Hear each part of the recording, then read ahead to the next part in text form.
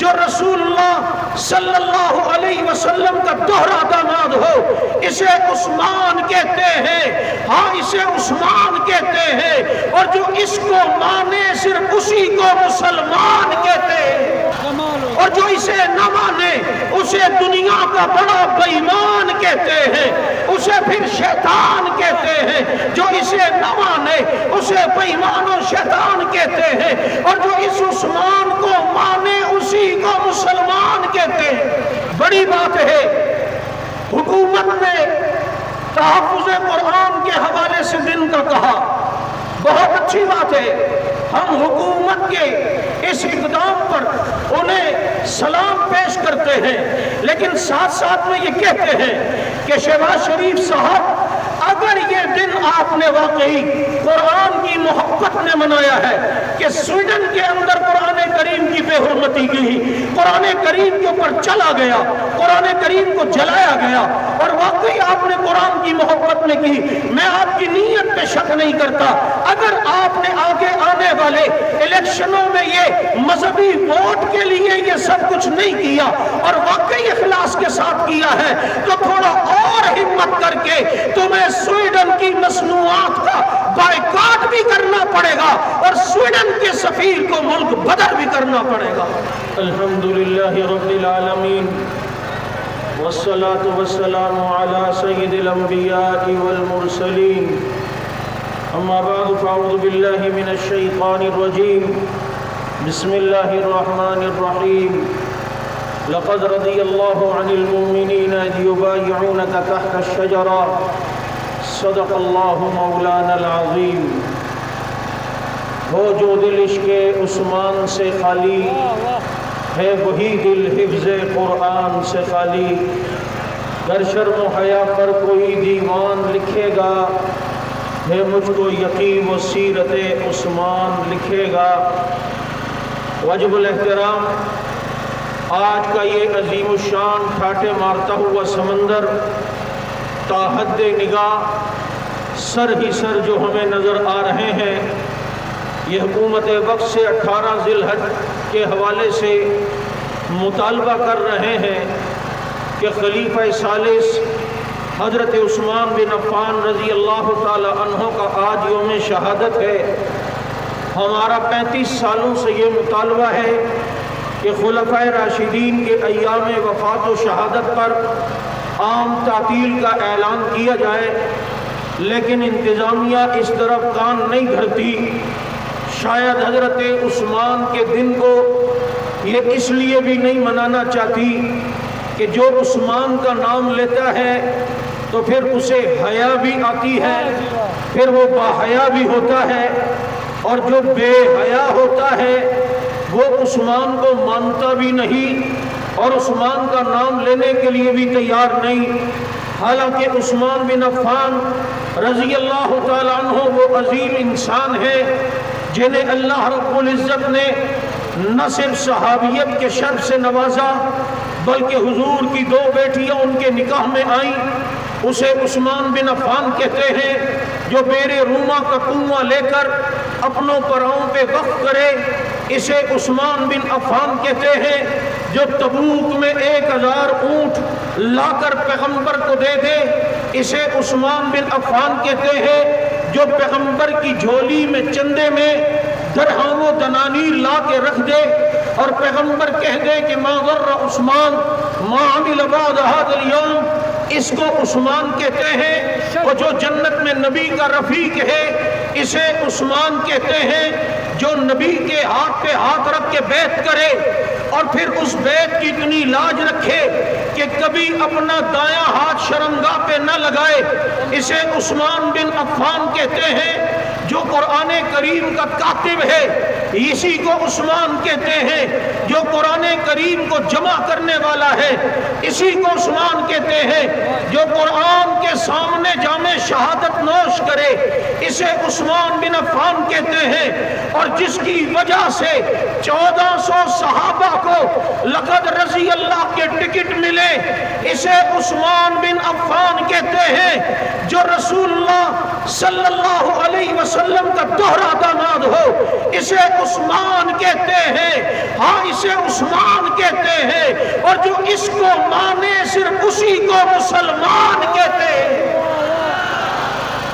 اور جو اسے نہ مانے اسے دنیا کا بڑا بے ایمان کہتے ہیں، اسے پھر شیطان کہتے ہیں، جو اسے نہ مانے اسے بے ایمان و شیطان کہتے ہیں، اور جو اس عثمان کو مانے اسی کو مسلمان کہتے ہیں۔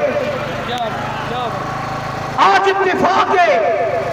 حکومت پاکستان کی طرف سے پورے ملک میں آج یوم تحفظ قرآن کے حوالے سے دن منایا جا رہا ہے۔ اتفاق ہے کہ عثمان اور قرآن میں یہ مناسبت ہے کہ دو رکعت میں پورا قرآن پڑھنے والا عثمان ہے، قرآن کریم کو جمع کرنے والا عثمان ہے،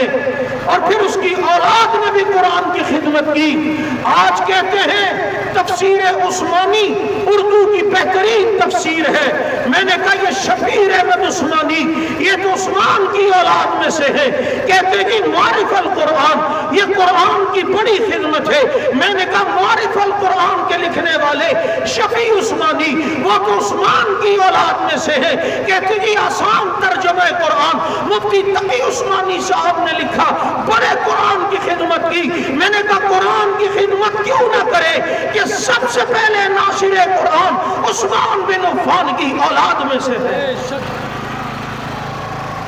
آج بڑی بات ہے، حکومت نے تحفظ قرآن کے حوالے سے دن کا کہا، بہت اچھی بات ہے، ہم حکومت کے اس اقدام پر انہیں سلام پیش کرتے ہیں، لیکن ساتھ ساتھ میں یہ کہتے ہیں کہ شہباز شریف صاحب اگر یہ دن آپ نے واقعی قرآن کی محبت میں منایا ہے کہ سویڈن کے اندر قرآن کریم کی بے حرمتی کی، قرآن کریم کے اوپر چلا گیا، قرآن کریم کو جلایا گیا، اور واقعی آپ نے قرآن کی محبت میں کی، میں آپ کی نیت پہ شک نہیں کرتا، اگر آپ نے آگے آنے والے الیکشنوں میں یہ مذہبی ووٹ کے لیے یہ سب کچھ نہیں کیا اور واقعی اخلاص کے ساتھ کیا ہے تو تھوڑا اور ہمت کر کے تمہیں سویڈن کی مصنوعات کا بائیکاٹ بھی کرنا پڑے گا اور سویڈن کے سفیر کو ملک بدر بھی کرنا پڑے گا۔ اور ساتھ میں تمہیں بتاتا جاؤں، یہ سویڈن کے اندر قرآن کریم کی توہین ہی، حقائق سے پردہ ہٹایا کرو، یہ توہین کرنے والا عراق میں شیعہ ملیشیا کا جنگجو رہا ہے،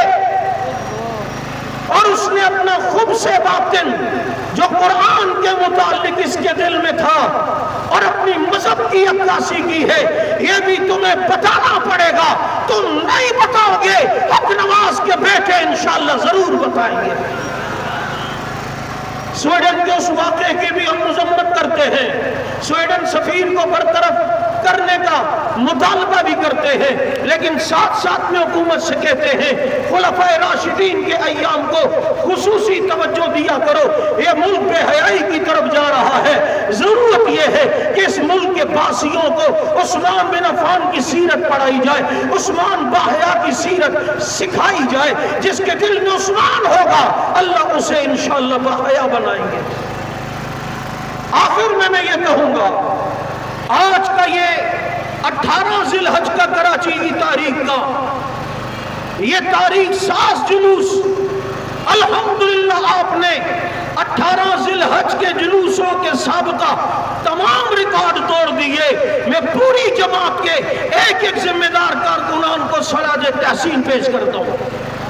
لیکن ساتھ میں یہ بھی کہوں گا مکتب عشق کا دستور نرالا دیکھا، اسے چھٹی نہ ملی جس نے سبق یاد کیا۔ آگے یکم محرم الحرام آ رہا ہے، حضرت فاروق اعظم رضی اللہ تعالی عنہ کا یوم شہادت، ابھی سے ہم مطالبہ کرتے ہیں حکومت سے کہ یکم محرم الحرام کو ہم تعطیل کا اعلان کیا جائے، نہیں کرتے تو انشاءاللہ پورے ملک میں اور کراچی میں بالخصوص تاریخ ساز جلوس ہو کے رہے گا۔ محنت کرو گے، لیکن افسوس کے ساتھ یہ بھی کہنا چاہتا ہوں، آج دیکھ لیجیے لاکھوں کا سمندر، لیکن ٹریفک کی طرف سے کوئی ہمارے ساتھ تعاون نہیں ہوا۔ S S P traffic central آپ دیکھ لیں، اور ڈی سی ایسٹ ہمارا آدھے سے زیادہ جلوس گل بہار گولیمار چورنگی وہاں پھنسا ہوا تھا۔ یہ سارا نظام ٹریفک کا لسبیلا چوک میں درم برم تھا۔ تم ہمارے ساتھ یہ زیادتی کرتے ہو۔ ہم تو ابھی نمائش چورنگی پر اس پر احتجاجاً دھرنا دینے کے لیے بیٹھ رہے تھے۔ یہ تو دعائیں دو ڈی ایس پی جمشید اور ایس ایس پی جمشید کو،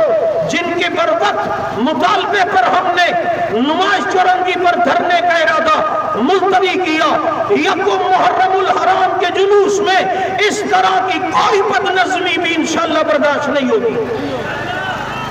اور ساتھ ساتھ میں انتظامیہ کو، اداروں کو، حکومت کو ایک طرف توجہ دلانا چاہتا ہوں۔ کچھ دنوں سے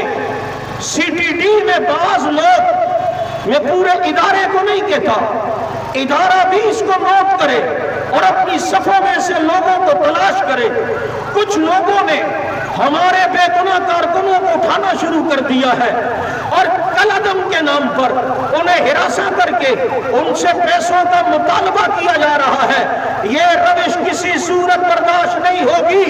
اگر یہ سلسلہ رہا تو انشاءاللہ العزیز محرم الحرام سے پہلے بھی اور محرم میں بھی دھرنا ہوگا۔ سی ٹی ڈی میں بعض لوگ جو ہمارے بے گناہ لوگوں کو اٹھا کر انہیں کل عدم کہہ کر بعض پیسوں کا مطالبہ کر رہے ہیں، میں اداروں سے کہتا ہوں ایسے لوگوں پر جو اداروں کو بدنام کرتے ہیں ان پر خاص نظر رکھی جائے۔ آخر میں آپ سے کہوں گا، اپنے اپنے گھروں کو پرچم کو لپیٹ کر اور پرامن انداز میں بغیر نعرہ لگاتے ہوئے دشمن کی سازش کو ناکام کرتے ہوئے کہیں آپ نے چوکوں روڈوں پر ابھی کھڑا نہیں ہونا، اپنے اپنے گھروں کی طرف آپ خیر عافیت کے ساتھ جلدی پہنچے اور آئندہ آنے والے یکم محرم الحرام کے جلوس کی آپ نے تیاری کرنی ہے۔ اس تیاری کے لیے آپ حضرات نے آج ہی سے محنت کرنی ہے، درس قرآن کرنے ہیں، حضرت عمر کے نام پر سیمینار کرنے ہیں، آگے عشر فاروق و حسین کے انداز میں اپنے اپنے علاقوں میں آپ حضرات نے انشاءاللہ جلسے کرنے ہیں، سیمینار کرنے ہیں۔ انشاءاللہ کرو گے؟ الحمدللہ رب العالمین۔